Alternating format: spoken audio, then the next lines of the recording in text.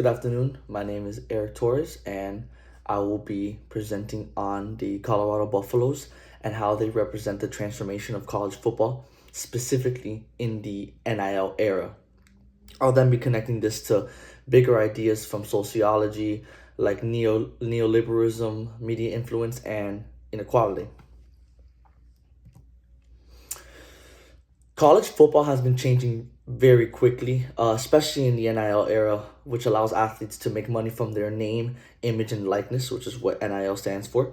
At the same time, though, media and social media have become a huge part of the sport.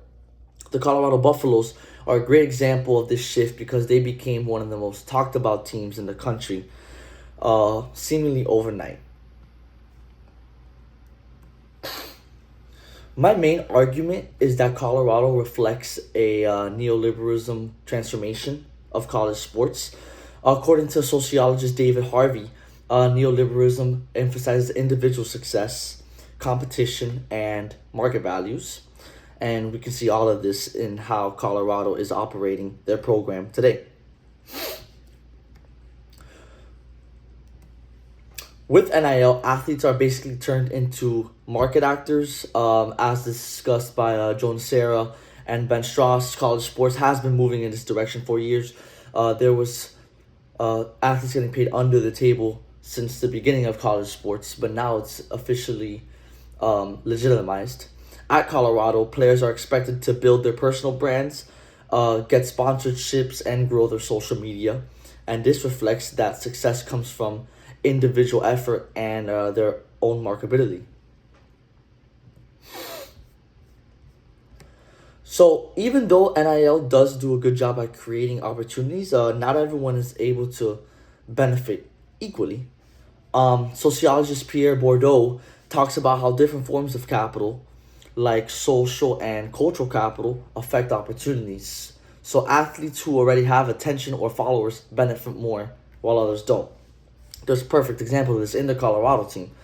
The coach is Deion Sanders, right? He's a Florida State alumni, actually.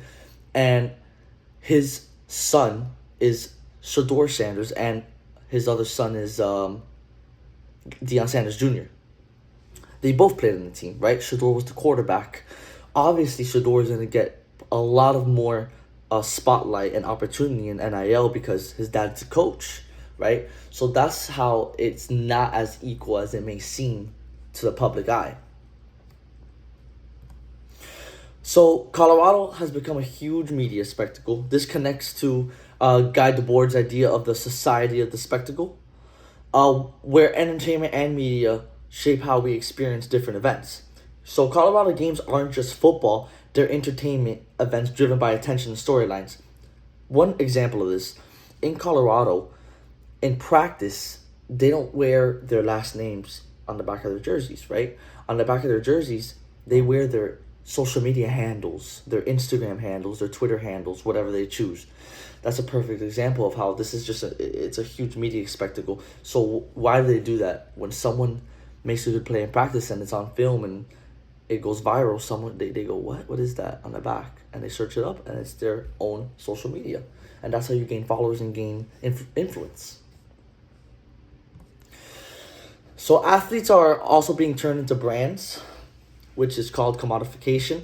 Hochschild talks about emotional labor where people have to manage how they present themselves, and our Colorado players have to perform not just physically, but certainly also socially and publicly.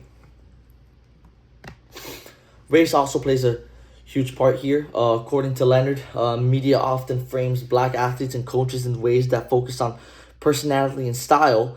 I would say Deion Sanders sometimes reinforces those traditional norms, but media coverage can still reinforce certain stereotypes, certainly, all by themselves. So social media is a huge part of this transformation. Players are constantly visible online, building their brands and interacting with different fans.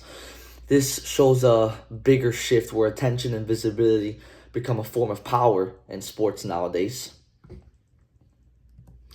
And in conclusion, the Colorado Buffaloes show how college football is changing through NIL media and branding.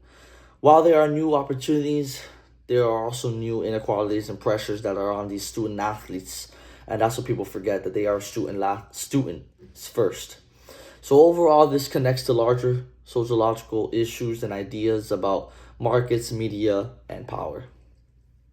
And this is my works cited. Thank you very much.